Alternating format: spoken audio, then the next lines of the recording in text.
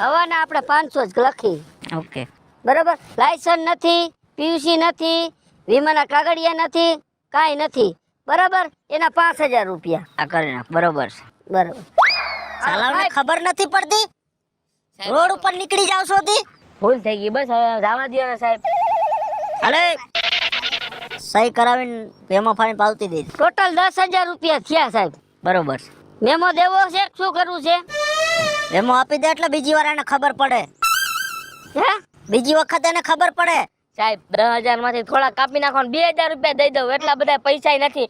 આને હજી હમણાં મૂકવા જાવશું ત્યાં એને દેવા પડશે. સાહેબ રિક્વેસ્ટ બહુ કરે હે. શું છે? ઈ કે 10 ના 8 દઈ દે. મેમો નથી જોતો. નહીં ચાલો, લઈ લ્યો ને હું તો કહું. હે? પતાવી દે. હાલ ને હવે પતાવ. હાલ ફટાફટ પતાવો. હાલે ફટાફટ